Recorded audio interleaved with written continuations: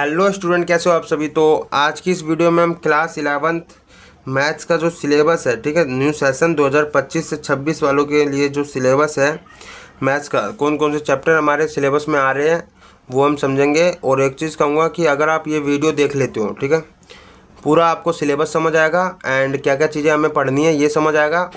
तो उम्मीद करता हूँ कि आप ये वीडियो पूरा देखोगे और सिलेबस को डिटेल में समझोगे, ठीक है। तो स्टार्ट करते हैं। चैप्टर 1 हमारा होता है रिलेशन एंड फंक्शन, ठीक है। चैप्टर 1 हमारा पहला है रिलेशन एंड फंक्शन।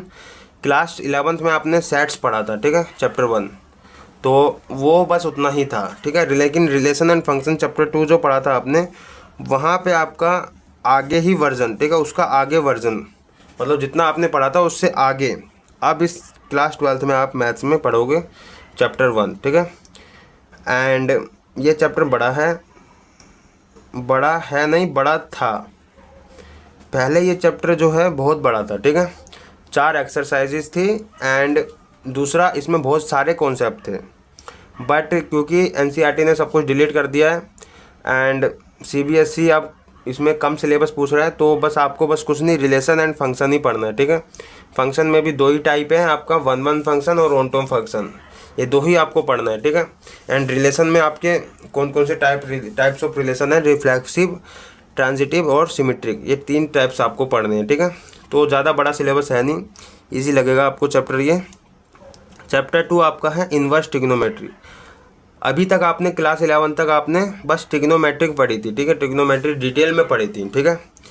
बट अब आपको क्लास 12th में चैप्टर 2 में इन्वर्स ट्रिग्नोमेट्री पढ़नी है, ठीक है। इन्वर्स आपको पता है कि भी किसी भी चीज़ का क्या रिवर्स, ठीक है, रिवर्स कहो या फिर उल्टा कहो तो उसको हम इन्वर्स बोलते हैं। तो यहाँ पे आपको इन्वर्स पढ़ना है। जैसे आपने साइन कोस थीटा पढ़ा था, तो यहाँ पे साइन इन्वर्स थीटा हो जाएगा, साइन इन्वर्स एक्स हो जाएगा, कुछ भी कहो, एंगल कुछ भी हो सकता है।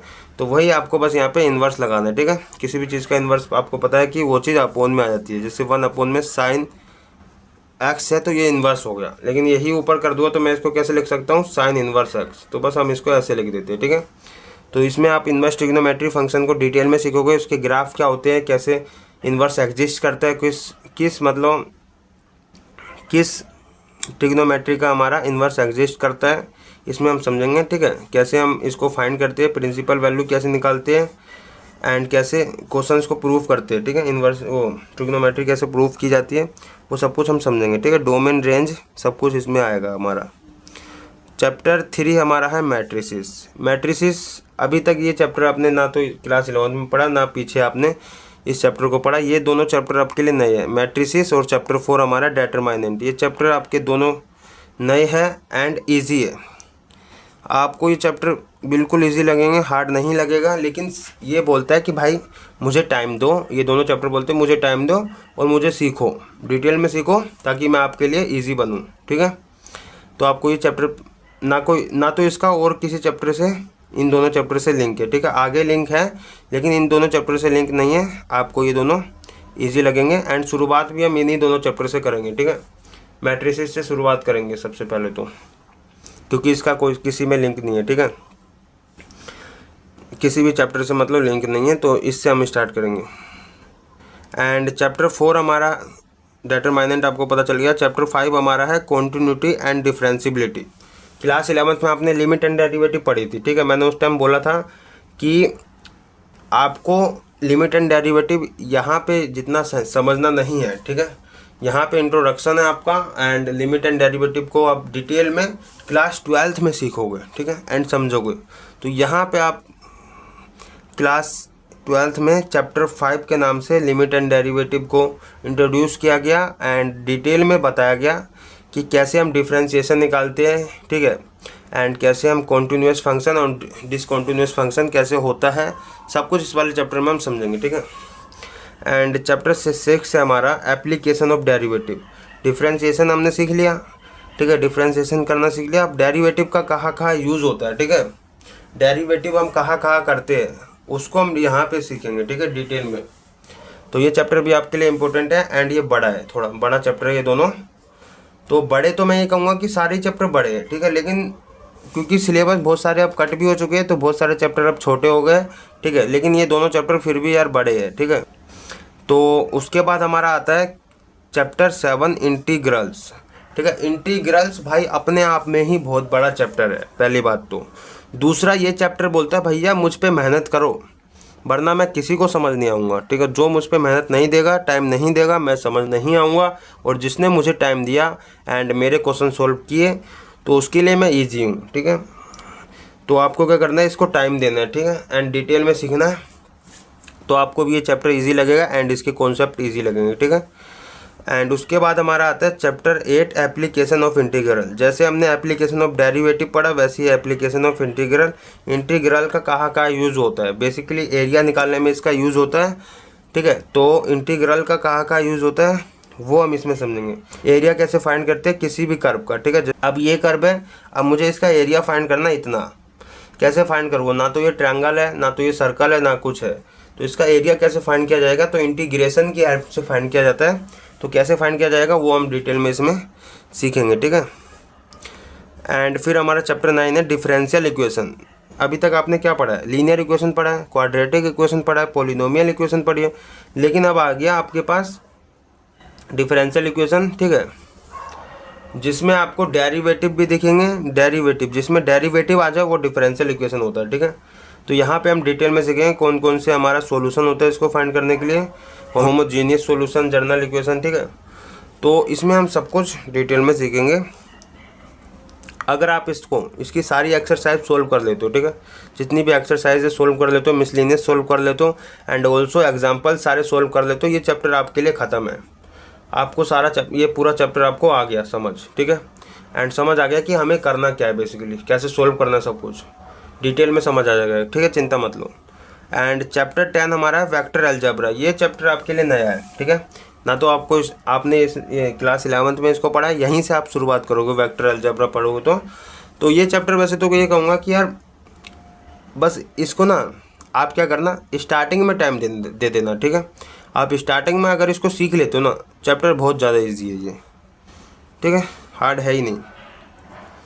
एंड चैप्टर 11 है कैसे, इसमें हमें बेसिकली करना क्या है वेक्टर अलजेब्रा में, कैसे हम इसकी वेक्टर को कैसे हम रिप्रेजेंट करते हैं। ठीक है, एंड दूसरा कैसे एडिशन करते हैं वेक्टर का, कैसे मल्टीप्लिकेशन करते हैं, कैसे डिवाइड करते हैं वेक्टर को। ठीक है, एंड कैसे सोल्व करते हैं वेक्टर, एंगल कैसे निकालते हैं, सब कुछ इसमें हम समझेंगे। ठीक है, तो ये चैप्टर इजी है, कोई दिक्कत नहीं है। ठीक है, एंड वेक्टर से ही आपका शुरुआत होता है। वेक्टर होता क्या है, वेक्टर आपका ना 3D पे बनता है पहली बात तो। ठीक है, 3 डायमेंशन से बनता है, तो यहाँ से आपका 3 डायमेंशन स्टार्ट होता है। ठीक है, चैप्टर हमारा 11 है उसके बाद 3 डायमेंशन ज्योमेट्री, जो कि आपने क्लास 11th में पढ़ी होगी, introduction to 3 dimension geometry.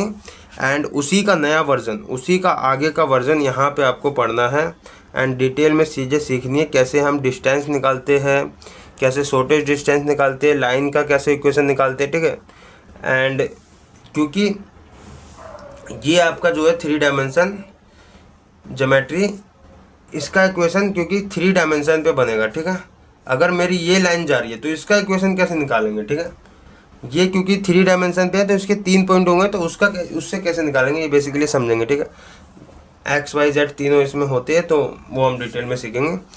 And 3 dimension है तो ये आपका एक प्लेन बनाता है। ठीक है, प्लेन बनता है तो प्लेन पर हमारा लाइन होता है, तो ये तो लाइन की इक्वेशन होगी। ये हमारा प्लेन है, प्लेन आपको दिख रहा होगा प्लेट की तरह। ठीक है, लेकिन ये प्लेन आपका 3 डायमेंशन पे बना है। ठीक है, तो ये आपका प्लेन है, तो प्लेन वैसे तो इस बार जो है आपका पिछले साल से ही डिलीटेड है एंड प्लेन का कॉन्सेप्ट आपको नहीं पढ़ना है कि चैप्टर 11 में। ठीक है, 3D में, बट आपको ये कहूँगा कि आपका बहुत ज़्यादा भार कम कर दिया है CBSE ने। प्लेन का चैप्टर मतलब प्लेन का एक्सरसाइज हटा के एंड कॉन्सेप्ट हटा के चैप्टर 11 को बहुत ज़्यादा ईजी बना दिया। ठीक है, प्लेन जब तक था इस वाले चैप्टर में, ठीक है, प्लेन मतलब वो एरोप्लेन नहीं, प्लेन मतलब ये जो मैंने बनाया। ठीक है, 3 डायमेंशन पे जो हमारा बनता है प्लेन। ठीक है, तो ये जब तक था, जब तक ये चैप्टर सबको हार्ड लगता था एंड कॉन्सेप्ट हार्ड लगता था एंड चीज़ें थोड़ा मुश्किल लगती थी, बट ये कॉन्सेप्ट हटा दिया है तो ये चैप्टर बहुत ज़्यादा ईजी बन गया एंड बहुत ज़्यादा छोटा बन गया। ठीक है, तो उसके बाद हमारा जो चैप्टर आता है वो है लीनियर प्रोग्रामिंग। ये भी चैप्टर पहले काफ़ी बड़ा था, बट अब एक ही एक्सरसाइज बची है बस। आपको मैक्सिमम वैल्यू मिनिमम वैल्यू निकालनी है एंड इसमें मैक्सिमाइज़ करना है, मिनिमाइज़ करना है, एंड कैसे इसका ग्राफ बनाया जाता है, यही आपको बस सोल्व करना है। ग्राफ के माध्यम से कैसे सोल्व किया जाता है, बस यही सोल्व करना है, ठीक है। वो लीनियर इनइक्वालिटी दी गई होगी आपको, ठीक है, क्वेश्चन में एंड एक्सरसाइजेज में, एंड एक मैक्सिमाइज़ के लिए आपको दे दिया जाएगा कि इसको मैक्सिमाइज़ करना है, मिनिमाइज़ करना है। वो हम उसी टाइम समझेंगे जब अब ये चैप्टर डिटेल में सीखेंगे, ठीक है। चैप्टर 13 हमारा है प्रोबेबिलिटी। मैंने जब क्लास 11th में थे आप, ठीक है, तो आपको बताया था मैंने कि प्रोबेबिलिटी जो है, ठीक है, प्रोबेबिलिटी क्लास 11th में आपको जितना आप समझोगे उसका डिटेल में जो काम होगा वो क्लास 12th की प्रोबेबिलिटी में होगा, और क्लास 12th की प्रोबेबिलिटी काफ़ी बड़ी है, ठीक है। एंड ऑल्सो हम इसमें क्या क्या चीज़ें सीखेंगे चैप्टर 13 में प्रोबेबिलिटी के, जैसे कंडीशनल प्रोबेबिलिटी होगी, मल्टीप्लिकेशन थ्योरम हो गया, एंड क्या इंडिपेंडेंट इवेंट हो गया, ठीक है, बेस थ्योरम हो गया, एंड इसमें टोटल प्रोबेबिलिटी कैसे निकालते हैं, प्रोबेबिलिटी डिस्ट्रीब्यूशन इसमें आ गया हमारा, ठीक है। एंड बहुत सारी चीज़ें इसमें डिलीट भी कर दी है, ठीक है, वेरिएंस निकालना डिलीट कर दिया, स्टैंडर्ड डेविएशन निकालना डिलीट कर दिया। वैसे अभी मीन निकालना तो बचा है, ठीक है, एक्सपेक्टेशन को ही इसमें मीन कहते हैं, तो वो बचा हुआ है अभी।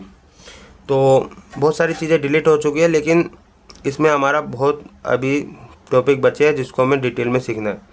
तो मैं अगर एक ओवरव्यू देना चाहूँ कि आपको मेरे टाइम पे वैसे कौन कौन से चैप्टर मुझे हार्ड लगे थे और इजी लगे थे, एंड आपके लिए कौन से चैप्टर हार्ड है और इजी है, एक ऑथेंटिक आपको ओवरव्यू देता हूँ, ठीक है। सबसे पहले तो हमें रिलेशन एंड फंक्शन जो है बड़ा था उस टाइम पे, बट अब क्योंकि बहुत सारी चीज़ें डिलीट हो गई है, तो अब ये चैप्टर बिल्कुल इजी बचा है, बट मैं इसको इजी कैटेगरी में नहीं डालूँगा, मॉडरेट लेवल की कैटेगरी में डालूँगा, ठीक है, बिकॉज ये अपनी लैंग्वेज में हमको घुमाता है, ठीक है।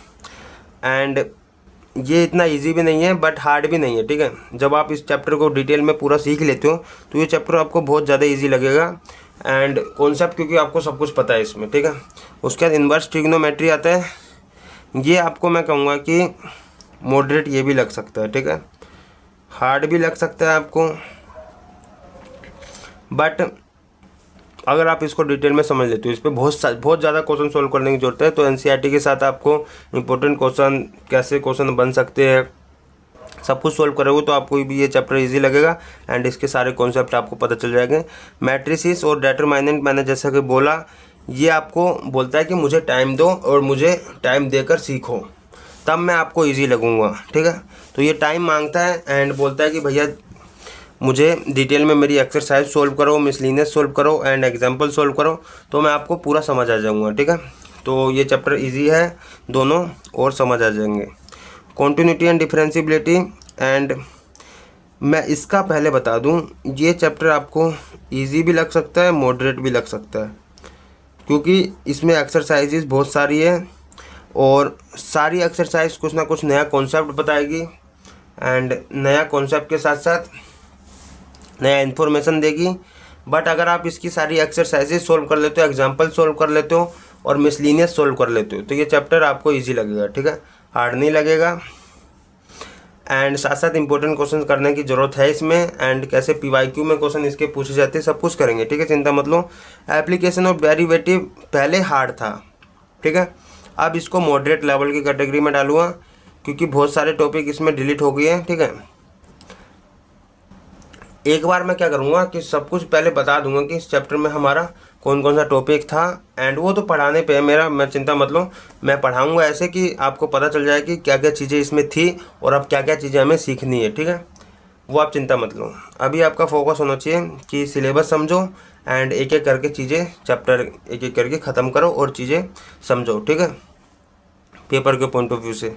तो ये चैप्टर आपको मॉडरेट और हार्ड लग सकता है, जो कि ऑथेंटिक है। मुझे भी 2022 में जब मैंने 12th करी थी तो मुझे ये चैप्टर हार्ड लगा था, क्योंकि इसमें बहुत सारी एक्सरसाइजेज थी और बहुत सारे बड़े बड़े वर्ड प्रॉब्लम जो जिसे कहते हैं, उसके वजह से मुझे ये चैप्टर हार्ड लगा था, ठीक है। चैप्टर 7 हमारा इंटीग्रेशन है, क्योंकि ये टाइम मांगता है हमसे, तो मैंने इसको टाइम दिया था, ठीक है। तो ये चैप्टर मुझे क्या लगा था, मॉडरेट, हार्ड भी नहीं लगा था, इजी भी नहीं लगा था, मॉडरेट लगा था, ठीक है। आपको आपके ऊपर डिपेंड करता है आप टाइम कितना देते हो और कितना इसको डिटेल में सीखते हो, ठीक है। एक्सरसाइजेज सारे सोल्व कर लेना, मिसलिनियस सोल्व करना, एंड एग्जाम्पल सोल्व करना, साथ साथ इंपॉर्टेंट क्वेश्चन, पीवाईक्यू सब कुछ सोल्व करना, तो इजी लगेगा। एंड ये सब कुछ मैं आपको कराऊंगा, चिंता मत लो। एप्लीकेशन ऑफ इंटीग्रल इजी लगेगा, कुछ बोलने की ज़रूरत ही नहीं है, बहुत ज़्यादा इजी है, चिंता मत लो। एरिया निकालना कोई दिक्कत की बात नहीं आएगी। अगर आपने इंटीग्रेशन सीखा है तो आप एप्लीकेशन ऑफ इंटीग्रेशन आराम से सीख लोगे और इजी लगेगा। डिफरेंशियल इक्वेशन भी आपको इजी लगेगा, कोई चिंता की बात नहीं है, बट इस पर बहुत सारे क्वेश्चन सोल्व करने की ज़रूरत है, एनसीईआरटी पूरी सोल्व करने की ज़रूरत है, तब आपको ईजी लगेगा, ठीक है। एंड वेक्टर अलजेब्रा, जैसे कि मैंने बोला, इस पर जितना ज़्यादा क्वेश्चन सोल्व करोगे, जितना ज़्यादा कॉन्सेप्ट सीख के क्वेश्चन सोल्व करोगे, आपको ईजी लगेगा, ठीक है। एंड वेक्टर अलजेब्रा का एक भी चीज़ हमारा, पहली बात तो इसमें डिलीट नहीं है, ठीक है। वेक्टर अलजेब्रा पूरा का पूरा पढ़ना आपको, ठीक है। तो हम इसमें सब कुछ पढ़ेंगे, चिंता मत लो। 3 डायमेंशन ज्योमेट्री पहले हार्ड था, अब इजी भी लगेगा, मॉडरेट भी लग सकता है, कोई बात नहीं है, लेकिन मैं इजी कैटेगरी में डालूंगा क्योंकि आपको ज़्यादातर मेनली इजी ही लगेगा ये चैप्टर। अब लीनियर प्रोग्रामिंग इजी, बड़ा है लेकिन बड़े क्वेश्चन है, मतलब बड़े इसके सॉल्यूशन होते हैं लेकिन इजी होता है, ठीक है। एंड प्रोबेबिलिटी आपको इसमें इजी से मैं ये कहूँगा कि मॉडरेट लेवल में इसको डालूँगा, क्योंकि ये अपनी लैंग्वेज में आपको घुमा सकता है। एंड आपको, अगर आप इसके सारे कॉन्सेप्ट सीखे हुए हो, इस पर क्वेश्चन सॉल्व किए हुए हो, तो आपको ये चैप्टर बहुत ज़्यादा इजी लगेगा, चिंता मत लो, ठीक है। पेपर आपका जैसा कि पता है आपको 80 नंबर का आता है, बोर्ड का पेपर आपका 80 नंबर का आएगा, जिसमें से आपका ये सारे चैप्टर अपना अपना इम्पोर्टेंस रोल निभाएंगे। एंड 20 नंबर का आपको पता है कि टीचर्स पे डिपेंड करता है, टीचर कितने देते हैं आपको, जिसमें से टेस्ट एंड तुम्हारा टेस्ट से हो गया, टेस्ट मतलब वही जो आपके मिड टर्म पेपर होते हैं और प्री बोर्ड होता है, उसके नंबर जुड़ते हैं, ठीक है। एंड तुम्हारा अटेंडेंस के नंबर जुड़ते हैं, वाइवा हो गया, प्रोजेक्ट हो गया, इसके भी नंबर जुड़ते हैं, ठीक है। अटेंडेंस, वाइवा और प्रोजेक्ट, ये सब के नंबर जुड़ते हैं, तो उससे आपका बनता है 20 नंबर। तो वो आपको टीचर पर डिपेंड करता है कितना देता है, लेकिन बोर्ड आपका मेन है। 80 नंबर का पेपर आपको छोड़ना नहीं है, ये आपको दबा के कम से कम नहीं तो 80 में से यार 75 अबव लाना है आपको, ठीक है। उस लेवल की तैयारी होनी चाहिए, उस लेवल की तैयारी चिंता मत लो, मैं कराऊंगा आपको, ठीक है। तो मिलते हैं नेक्स्ट वीडियो में। मैंने कोशिश करा कि आपको डिटेल में ये सिलेबस बताया हूँ। एंड एक और वीडियो मैं कोशिश करूँगा कि लाऊंगा जिसमें हम टॉपिक वाइज सिलेबस समझेंगे कि किस चैप्टर में हमें कौन कौन से टॉपिक पढ़ने हैं, ठीक है। देन हम पूरा कोर्स इस चैनल पे लाऊंगा मैं। बस आपको कुछ नहीं करना, सब्सक्राइब कर लेना। दूसरा आपको कहूँगा कि डिस्क्रिप्शन में, ठीक है, यहाँ पे मैं बता रहा हूँ, डिस्क्रिप्शन में आपको व्हाट्सएप ग्रुप का क्या मिलेगा, लिंक मिलेगा, ठीक है। वो ग्रुप ज्वाइन कर लेना, क्लास 12th मैथ्स के नाम से होगा, ठीक है। क्लास 12th मैथ्स के नाम से होगा वो लिंक, आप मतलब व्हाट्सएप ग्रुप ज्वाइन कर लेना, जिसमें आपको PDF से लेके, ठीक है, सारे एनसीईआरटी के एक एक क्वेश्चन आपको सोल्व मिलेंगे। एंड PDF से इम्पोर्टेंट क्वेश्चन, PYQ, सब कुछ होमवर्क से लेकर सब कुछ इसी ग्रुप में मिलेगा। एंड ऑल्सो मेरे साथ डायरेक्ट कनेक्ट रहोगे आप, ठीक है। एंड मैं आपको गाइडेंस दूंगा, सब कुछ दूंगा, चिंता मत लो। बस आपको क्या करना है, ग्रुप ज्वाइन कर लेना, डिस्क्रिप्शन में लिंक है, आप लिंक पे क्लिक करके ग्रुप ज्वाइन कर लेना, ठीक है। थैंक यू एंड मिलते हैं नेक्स्ट वीडियो में।